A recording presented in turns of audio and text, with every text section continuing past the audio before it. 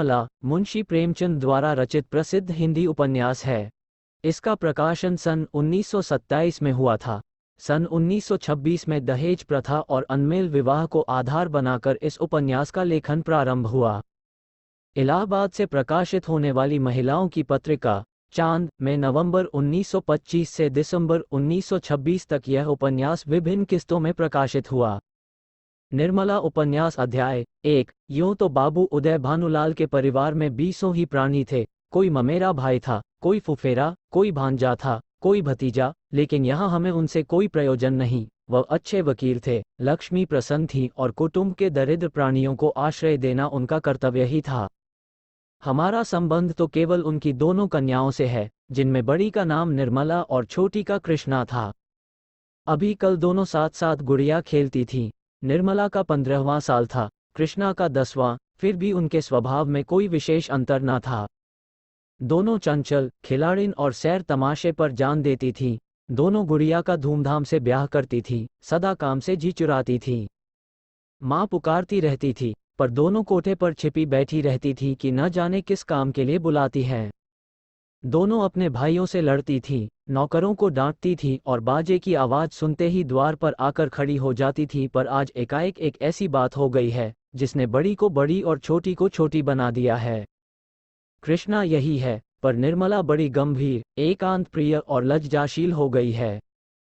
इधर महीनों से बाबू उदय भानुलाल निर्मला के विवाह की बातचीत कर रहे थे। आज उनकी मेहनत ठिकाने लगी है। बाबू भालचंद्र सिन्हा के ज्येष्ठ पुत्र भुवन मोहन सिन्हा से बात पक्की हो गई है। वर के पिता ने कह दिया है कि आपकी खुशी ही दहेज दें या न दें, मुझे इसकी परवाह नहीं। हाँ, बारात में जो लोग जाएं उनका आदर सत्कार अच्छी तरह होना चाहिए, जिसमें मेरी और आपकी जग हंसाई न हो। बाबू उदय भानुलाल थे तो वकील, पर संचय करना न जानते थे। दहेज उनके सामने कठिन समस्या थी।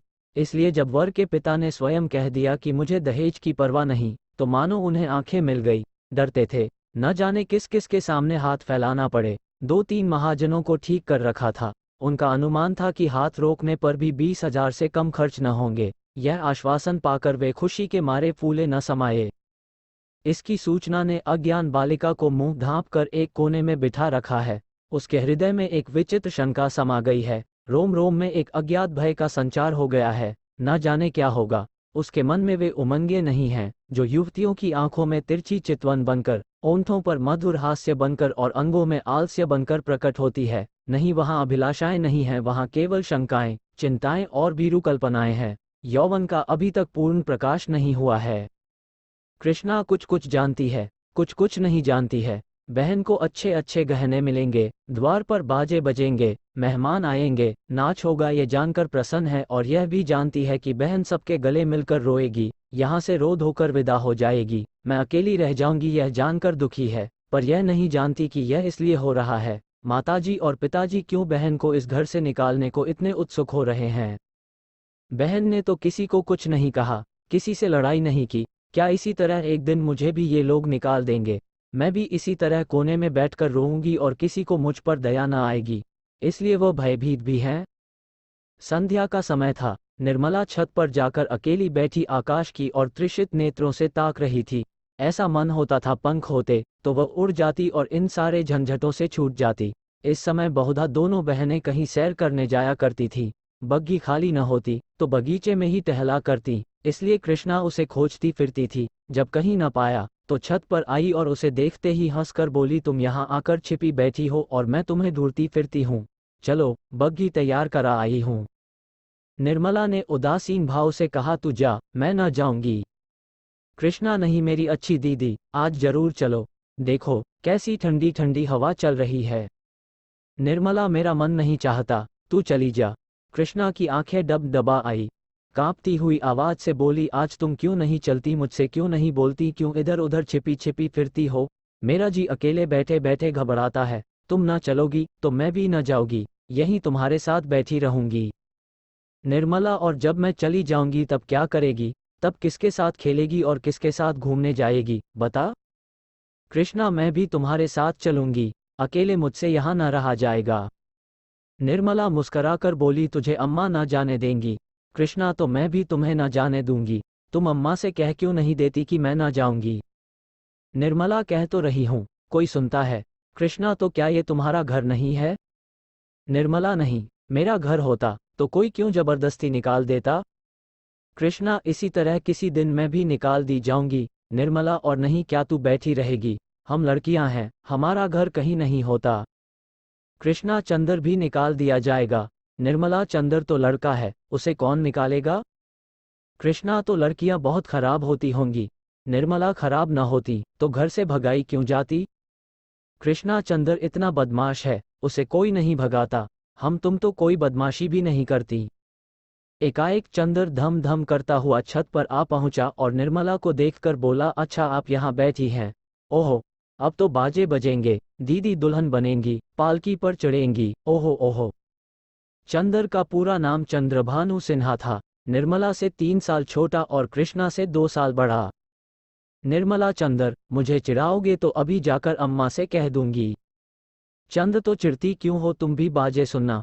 ओहो हो, अब आप दुल्हन बनेंगी। क्यों किशनी, तू बाजे सुनेगी न? वैसे बाजे तूने कभी न सुने होंगे। कृष्णा, क्या बैंड से भी अच्छे होंगे? चंद्र, हाँ हाँ, बैंड से भी अच्छे, 1000 गुने अच्छे, लाख गुने अच्छे। तुम जानो क्या, एक बैंड सुन लिया तो समझने लगी कि उससे अच्छे बाजे नहीं होते।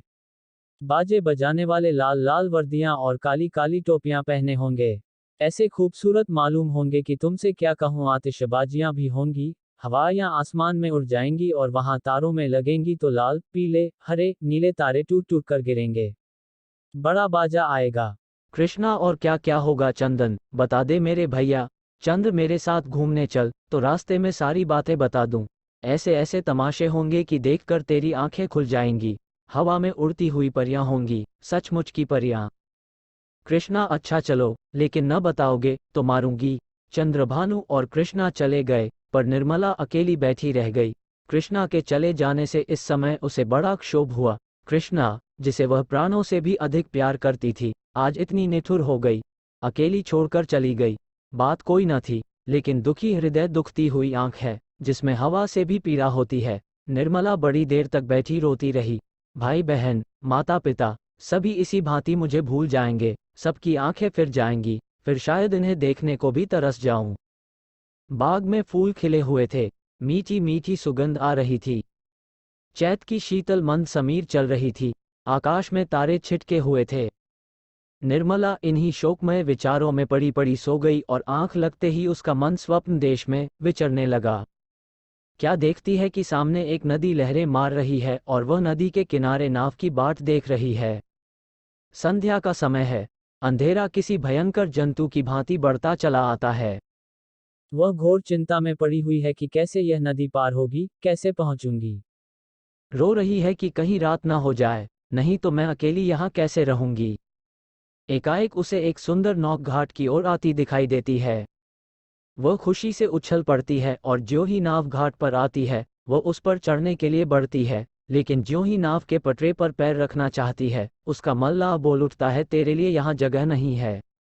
वो मल्लाह की खुशामद करती है, उसके पैरों पड़ती है, रोती है, लेकिन वह ये कहे जाता है, तेरे लिए यहाँ जगह नहीं है।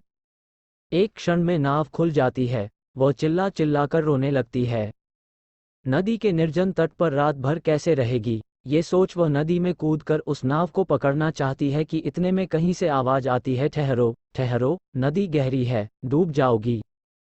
वह नाव तुम्हारे लिए नहीं है, मैं आता हूँ, मेरी नाव में बैठ जाओ, मैं उस पार पहुंचा दूंगा। वह भयभीत होकर इधर उधर देखती है कि यह आवाज कहाँ से आई। थोड़ी देर के बाद एक छोटी सी डोंगी आती दिखाई देती है। उसमें न पाल है, न पतवार और न मस्तूल, पैंडा फटा हुआ है, तख्ते टूटे हुए, नाव में पानी भरा हुआ है और एक आदमी उसमें से पानी उलीच रहा है। वो उससे कहती है, ये तो टूटी हुई है, ये कैसे पार लगेगी। मल्लाह कहता है, तुम्हारे लिए यही भेजी गई है, आकर बैठ जाओ। वो एक क्षण सोचती है, इसमें बैठूं या न बैठूं। अंत में वह निश्चय करती है, बैठ जाऊं। यहाँ अकेली पड़ी रहने से नाव में बैठ जाना फिर भी अच्छा है। किसी भयंकर जंतु के पेट में जाने से तो यही अच्छा है कि नदी में डूब जाऊं। कौन जाने, नाव पार पहुंच ही जाए। ये सोचकर वह प्राणों की मुट्ठी में लिए हुए नाव पर बैठ जाती है। कुछ देर तक नाव डगमगाती हुई चलती है, लेकिन प्रतिक्षण उसमें पानी भरता जाता है। वह भी मल्लाह के साथ दोनों हाथों से पानी उलीचने लगती है, यहाँ तक कि उनके हाथ रह जाते हैं, पर पानी बढ़ता ही चला जाता है। आखिर नाव चक्कर खाने लगती है, मालूम होती है अब डूबी, अब डूबी। तब वह किसी अदृश्य सहारे के लिए दोनों हाथ फैलाती है, नाव नीचे जाती है और उसके पैर उखड़ जाते हैं। वह जोर से चिल्लाई और चिल्लाते ही उसकी आंखें खुल गई। देखा तो माता सामने खड़ी उसका कंधा पकड़कर हिला रही थी। बाबू उदय भानुलाल का मकान बाजार बना हुआ है। बरामदे में सुनार के हथौड़े और कमरे में दर्जी की सुइयां चल रही हैं। सामने नीम के नीचे बड़ई चारपाइयां बना रहा है। खपरेल में हलवाई के लिए भट्ठा खोदा गया है। मेहमानों के लिए अलग एक मकान ठीक किया गया है। ये प्रबंध किया जा रहा है कि हर एक मेहमान के लिए एक एक चारपाई, एक एक कुर्सी और एक एक मेज हो। हर 3 मेहमानों के लिए एक एक कहार रखने की तजवीज हो रही है। अभी बारात आने में 1 महीने की देर है, लेकिन तैयारियां अभी से हो रही हैं। बारातियों का ऐसा सत्कार किया जाए कि किसी को जबान हिलाने का मौका न मिले। वे लोग भी याद करें कि किसी के यहाँ बारात में गए थे। पूरा मकान बर्तनों से भरा हुआ है। चाय के सेट हैं, नाश्ते की तश्तरियां, थाल, लोटे, गिलास। जो लोग नित्य खाट पर पड़े हुक्का पीते रहते थे, बड़ी तत्परता से काम में लगे हुए हैं। अपनी उपयोगिता सिद्ध करने का ऐसा अच्छा अवसर उन्हें फिर बहुत दिनों के बाद मिलेगा। जहां एक आदमी को जाना होता है, 5 दौड़ते हैं। काम कम होता है, हुल्लड़ अधिक। जरा जरा सी बात पर घंटों तर्क वितर्क होता है और अंत में वकील साहब को आकर निर्णय करना पड़ता है। एक कहता है ये घी खराब है, दूसरा कहता है इससे अच्छा बाजार में मिल जाए तो टांग की राह से निकल जाऊं। तीसरा कहता है इसमें तो हीक आती है। चौथा कहता है तुम्हारी नाक ही सड़ गई है, तुम क्या जानो घी किसे कहते हैं। जब से यहाँ आए हो घी मिलने लगा है, नहीं तो घी के दर्शन भी न होते थे। इस पर तकरार बढ़ जाती है और वकील साहब को झगड़ा चुप कराना पड़ता है। रात के 9 बजे थे। उदय भानुलाल अंदर बैठे हुए खर्च का तखमीना लगा रहे थे। वह प्रायः रोज ही तखमीना लगते थे, पर रोज ही उसमें कुछ न कुछ परिवर्तन और परिवर्धन करना पड़ता था। सामने कल्याणी भौहें सिकोड़े हुए खड़ी थी। बाबू साहब ने बड़ी देर के बाद सिर उठाया और बोले 10,000 से कम नहीं होता, बल्कि शायद और बढ़ जाए। कल्याणी 10 दिन में 5 से 10,000 हुए, 1 महीने में तो शायद 1 लाख नौबत आ जाए। उदय भानु क्या करूं, जग हंसाई भी तो अच्छी नहीं लगती। कोई शिकायत हुई तो लोग कहेंगे नाम बड़े दर्शन थोड़े। फिर जब वह मुझसे दहेज 1 पाई नहीं लेते तो मेरा भी कर्तव्य है कि मेहमानों के आदर सत्कार में कोई बात उठा न रखूं। कल्याणी जब से ब्रह्मा ने सृष्टि रची तब से आज तक कभी बारातियों को कोई प्रसन्न नहीं रख सकता। उन्हें दोष निकालने और निंदा करने का कोई न कोई अवसर मिल ही जाता है। जिसे अपने घर सूखी रोटियां भी मयस्सर नहीं, वह भी बारात में जाकर तानाशाह बन बैठता है। तेल खुशबूदार नहीं, साबुन टके सेर का जाने कहाँ से बटोर लाए। कहार बात नहीं सुनते, लालटेनें धुआं देती हैं, कुर्सियों में खटमल है, चारपाइयां ढीली हैं, जनवासे की जगह हवादार नहीं। ऐसी ऐसी हजारों शिकायतें होती रहती हैं, उन्हें आप कहाँ तक रोकिएगा। अगर यह मौका न मिला तो और कोई ऐब निकाल लिए जाएंगे। भाई ये तेल तो रंडियों के लगाने लायक है, हमें तो सादा तेल चाहिए। जनाब ने ये साबुन नहीं भेजा है, अपनी अमीरी की शान दिखाई है, मानो हमने साबुन देखा ही नहीं। ये कहार नहीं यमदूत हैं, जब देखिए सिर पर सवार। लालटेनें ऐसी भेजी हैं कि आंखें चमकने लगती हैं। अगर 10-5 दिन इस रोशनी में बैठना पड़े तो आंखें फूट जाएं। जनवासा क्या है, अभागे का भाग्य है, जिस पर चारों तरफ से झोंके आते रहते हैं। मैं तो फिर यही कहूंगी कि बारातियों के नखरों का विचार ही छोड़ दो। उदय भानु तो आखिर तुम मुझे क्या करने को कहती हो। कल्याणी कह तो रही हूँ, पक्का इरादा कर लो कि मैं 5,000 से अधिक न खर्च करूंगा। घर में तो टका है नहीं, कर्ज ही का भरोसा ठहरा, तो इतना कर्ज क्यों ले कि जिंदगी में अदा न हो। आखिर मेरे और बच्चे भी तो हैं, उनके लिए भी तो कुछ चाहिए। उदय भानु तो आज मैं मरा जाता हूँ, कल्याणी जी ने मरने का हाल कोई नहीं जानता। कल्याणी इसमें बिगड़ने की तो कोई बात नहीं, मरना एक दिन सभी को है। कोई यहाँ अमर होकर थोड़े ही आया है। आंखें बंद कर लेने से तो होने वाली बात न टलेगी। रोज आंखों देखती हूँ, बाप का देहांत हो जाता है, उसके बच्चे गली गली ठोकरें खाते फिरते हैं। आदमी ऐसा काम ही क्यों करे। उदय भानु ने जलकर कहा, जो अब समझ लूं कि मेरे मरने के दिन निकट आ गए, यही तुम्हारी भविष्यवाणी है। सुहाग से स्त्रियों का जी ऊबते नहीं सुना था, आज यह नई बात मालूम हुई। वृंदापे में भी कोई सुख होगा ही। कल्याणी, तुमसे दुनिया की कोई भी बात कही जाती है तो जहर उगलने लगते हो, इसलिए न कि जानते हो इसे कहीं टिकना नहीं है। मेरी ही रोटियों पर पड़ी हुई है या और कुछ। जहाँ कोई बात कही बस सिर हो गए, मानो मैं घर की लौड़ी हूँ। मेरा केवल रोटी और कपड़े का नाता है। जितना ही मैं दबती हूँ तुम और भी दबाते हो। मुफ्तखोर माल उड़ाएं, कोई मुंह न खोले। शराब कबाब में रुपए लुटें, कोई जबान न हिलाए। वे सारे कांटे मेरे बच्चों ही के लिए तो बोए जा रहे हैं। उदय भानु लाल, तो मैं क्या तुम्हारा गुलाम हूँ? कल्याणी, तो क्या मैं तुम्हारी लौड़ी हूँ? उदय भानु लाल, ऐसे मर्द और होंगे जो औरतों के इशारों पर नाचते हैं। कल्याणी, तो ऐसी स्त्रियों भी होंगी जो मर्दों की जूतियां सहा करती हैं। उदय भानु लाल, मैं कमा कर लाता हूँ, जैसे चाहूं खर्च कर सकता हूँ, किसी को बोलने का अधिकार नहीं। कल्याणी, तो आप अपना घर संभालिए। ऐसे घर को मेरा दूर ही से सलाम है, जहाँ मेरी कोई पूछ नहीं। घर में तुम्हारा जितना अधिकार है उतना ही मेरा भी, इससे जौ भर भी कम नहीं। अगर तुम अपने मन के राजा हो तो मैं भी अपने मन को रानी हूँ। तुम्हारा घर तुम्हें मुबारक रहे। मेरे लिए पेट की रोटियों की कमी नहीं है। तुम्हारे बच्चे हैं, मारो या जिलाओ, न आंखों से देखूंगी न पीड़ा होगी। आंखें फूटी, पीर गई। उदय भानु, क्या तुम समझती हो कि तुम न संभालेगी तो मेरा घर ही न संभलेगा? मैं अकेले ऐसे ऐसे 10 घर संभाल सकता हूँ? कल्याणी, कौन? अगर आज के महीने दिन मिट्टी में न मिल जाए तो कहना, कोई कहती थी। ये कहते कहते कल्याणी का चेहरा तमतमा उठा। वह झमक कर उठी और कमरे के द्वार की ओर चली। वकील साहब मुकदमे में तो खूब मीन मेख निकालते थे, लेकिन स्त्रियों के स्वभाव का उन्हें कुछ यूं ही सा ज्ञान था। यही एक ऐसी विद्या है जिसमें आदमी बूढ़ा होने पर भी कोरा रह जाता है। अगर वे अब भी नर्म पड़ जाते और कल्याणी का हाथ पकड़कर बिठा लेते तो शायद वह रुक जाती, लेकिन आपसे ये तो हो न सका। उल्टे चलते चलते एक और चरका दिया। बोल मैके का घमंड होगा। कल्याणी ने द्वार पर रुककर पति की ओर लाल लाल नेत्रों से देखा और बिफर कर बोल, मैके वाले मेरे तकदीर के साथ ही नहीं है, और न मैं इतनी नीच हूं कि उनकी रोटियों पर जा पड़ूं। उदय भानु, तब कहाँ जा रही हो? कल्याणी, तुम ये पूछने वाले कौन होते हो? ईश्वर की सृष्टि में असंख्य प्राप्तियों के लिए जगह है, क्या मेरे ही लिए जगह नहीं है? ये कहकर कल्याणी कमरे के बाहर निकल गई। आंगन में आकर उसने एक बार आकाश की ओर देखा, मानो तारागण को साक्षी दे रही है कि मैं इस घर में कितनी निर्दयता से निकाली जा रही हूँ। रात के 11 बज गए थे। घर में सन्नाटा छा गया था। दोनों बेटों की चारपाई उसी के कमरे में रहती थी। वह अपने कमरे में आई, देखा चंद्रभानु सोया है। सबसे छोटा सूर्यभानु चारपाई पर उठ बैठा है। माता को देखते ही वो बोला, तुम कहाँ गई थी अम्मा?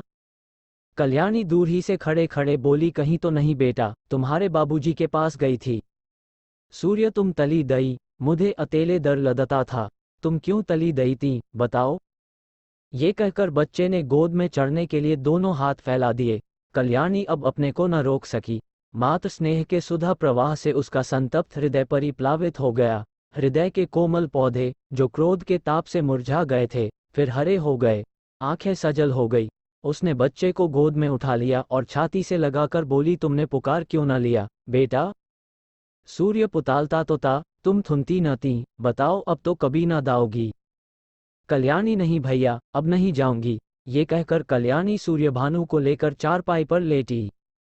माँ के हृदय से लिपटते ही बालक निशंक होकर सो गया। कल्याणी के मन में संकल्प विकल्प होने लगे। पति की बातें याद आती तो मन होता घर को तिलांजलि देकर चली जाऊं, लेकिन बच्चों का मुंह देखती तो वात्सल्य से चित्त गदगद हो जाता। बच्चों को किस पर छोड़कर जाऊं? मेरे इन लालों को कौन पालेगा? ये किसके होकर रहेंगे? कौन प्रातः काल इन्हें दूध और हलवा खिलाएगा? कौन इनकी नींद सोएगा, इनकी नींद जागेगा? बेचारे कौड़ी के 3 हो जाएंगे। नहीं प्यारो, मैं तुम्हें छोड़कर नहीं जाऊंगी। तुम्हारे लिए सब कुछ सह लूंगी। निरादर अपमान, जली कटी, खोटी खरी, घुड़की झिड़की सब तुम्हारे लिए सहूंगी। कल्याणी तो बच्चे को लेकर लेटी, पर बाबू साहब को नींद न आई। उन्हें चोट करने वाली बातें बड़ी मुश्किल से भूलती थी। उफ, यह मिजाज, मानो मैं ही इनकी स्त्री हूं। बात मुंह से निकालनी मुश्किल है। अब मैं इनका गुलाम होकर रहूं। घर में अकेली यह रहें और बाकी जितने अपने बेगाने हैं सब निकाल दिए जाएं। जला करती हैं, मनाती हैं कि यह किसी तरह मरे तो मैं अकेली आराम करूं। दिल की बात मुंह से निकल ही आती है, चाहे कोई कितना ही छिपाए। कई दिन से देख रहा हूं ऐसी ही जली कटी सुनाया करती हैं। मैके का घमंड होगा, लेकिन वहां कोई भी न पूछेगा, अभी सब अवगत करते हैं। जब जाकर सिर पड़ जाएंगी तो आटे दाल का भाव मालूम हो जाएगा। रोती हुई जाएंगी, वाह रे घमंड, सोचती हैं मैं ही यह गृहस्थी चलाती हूँ। अभी 4 दिन को कहीं चला जाऊं तो मालूम हो जाएगा, सारी शेखी किरकिरी हो जाएगा। एक बार इनका घमंड तोड़ ही दूं, जरा वैधव्य का मजा भी चखा दूं। न जाने इनकी हिम्मत कैसे पड़ती है कि मुझे यूं कोसने लगत हैं। मालूम होता है प्रेम इन्हें छू नहीं गया, या समझती हैं ये घर से इतना चिमटा हुआ है कि इसे चाहे जितना कोसूं टलने का नाम न लेगा। यही बात है, पर यहाँ संसार से चिमटने वाले जीव नहीं हैं।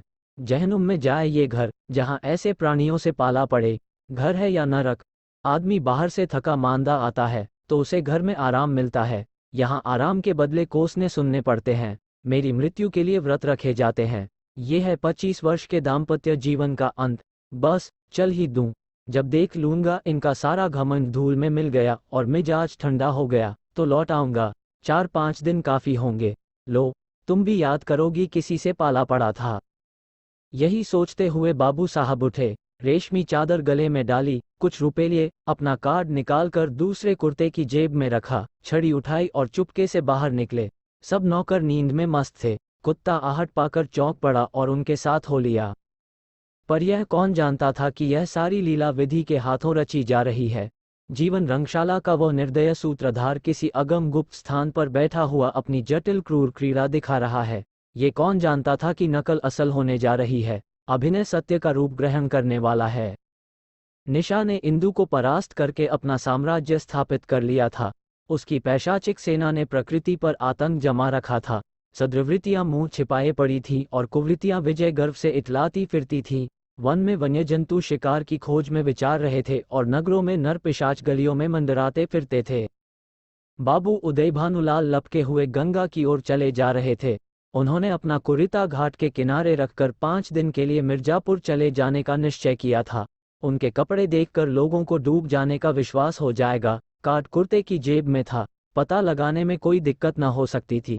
दम के दम में सारे शहर में खबर मशहूर हो जाएगी। 8 बजते बजते तो मेरे द्वार पर सारा शहर जमा हो जाएगा, तब देखूं देवी जी क्या करती हैं। यही सोचते हुए बाबू साहब गलियों में चले जा रहे थे। सहसा उन्हें अपने पीछे किसी दूसरे आदमी के आने की आहट मिली, समझे कोई होगा। आगे बढ़े, लेकिन जिस गली में वह मुड़ते उसी तरफ यह आदमी भी मुड़ता था। तब बाबू साहब को आशंका हुई कि यह आदमी मेरा पीछा कर रहा है। ऐसा आभास हुआ कि इसकी नीयत साफ नहीं है। उन्होंने तुरंत जेबी लालटेन निकाली और उसके प्रकाश में उस आदमी को देखा। एक बरिष्ठ मनुष्य कंधे पर लाठी रखे चला आता था। बाबू साहब उसे देखते ही चौंक पड़े। ये शहर का छटा हुआ बदमाश था। 3 साल पहले उस पर डाके का अभियोग चला था। उदय भानु ने उस मुकदमे में सरकार की ओर से पैरवी की थी और इस बदमाश को 3 साल की सजा दिलाई थी। तभी से वह इनके खून का प्यासा हो रहा था। कल ही वह छूट कर आया था। आज देवात साहब अकेले रात को दिखाई दिए तो उसने सोचा यह इनसे दाव चुकाने का अच्छा मौका है। ऐसा मौका शायद ही फिर कभी मिले। तुरंत पीछे हो लिया और वार करने की घात ही में था कि बाबू साहब ने जेबी लालटेन जलाई। बदमाश जरा ठिठक कर बोला, क्यों बाबूजी, पहचानते हो, मैं हूं मती। बाबू साहब ने डपट कर कहा, तुम मेरे पीछे पीछे क्यों आ रहे हो? मती क्यों, किसी को रास्ता चलने की मनाही है? ये गली तुम्हारे बाप की है? बाबू साहब जवानी में कुश्ती लड़े थे, अब भी हृष्ट पुष्ट आदमी थे, दिल के भी कच्चे न थे। छड़ी संभाल कर बोले, अभी शायद मन नहीं भरा, अब की 7 साल को जाओगे। मती, मैं 7 साल को जाऊंगा या 14 साल को, पर तुम्हें जिंदा न छोड़ूंगा। हाँ, अगर तुम मेरे पैरों पर गिरकर कसम खाओ कि अब किसी को सजा न कराऊंगा तो छोड़ दूं। बोलो, मंजूर है? उदय भानु, तेरी शामत तो नहीं आई। मती, शामत मेरी नहीं आई, तुम्हारी आई है। बोलो, खाते हो कसम एक? उदय भानु, तुम हटते हो कि मैं पुलिसमैन को बुलाऊं? मती, दो। उदय भानु, गर्ज कर, हट जा बादशाह, सामने से। मती, 3। मुंह से 3 शब्द निकालते ही बाबू साहब के सिर पर लाठी का ऐसा तुला हाथ पड़ा कि वो अचेत होकर जमीन पर गिर पड़े। मुंह से केवल इतना ही निकला, हाय, मार डाला। मती ने समीप आकर देखा तो सिर फट गया था और खून की धार निकल रही थी। नाड़ी का कहीं पता न था। समझ गया कि काम तमाम हो गया। उसने कलाई से सोने की घड़ी खोल ली, कुर्ते से सोने के बटन निकाल लिए, उंगली से अंगूठी उतारी और अपनी राह चला गया, मानो कुछ हुआ ही नहीं। हाँ, इतनी दया की कि लाश रास्ते से घसीट कर किनारे डाल दी। हाय, बेचारे क्या सोचकर चले थे, क्या हो गया? जीवन, तुमसे ज्यादा आसार भी दुनिया में कोई वस्तु है? क्या वह उस दीपक की भांति ही क्षणभंगुर नहीं है, जो हवा के एक झोंके से बुझ जाता है? पानी के एक बुलबुले को देखते हो, लेकिन उसे टूटते भी कुछ देर लगती है। जीवन में उतना सार भी नहीं, सांस का भरोसा ही क्या, और इसी नश्वरता पर हम अभिलाषाओं के कितने विशाल भवन बनाते हैं। नहीं जानते नीचे जाने वाली सांस ऊपर आएगी या नहीं, पर सोचते इतनी दूर की हैं, मानो हम अमर हैं।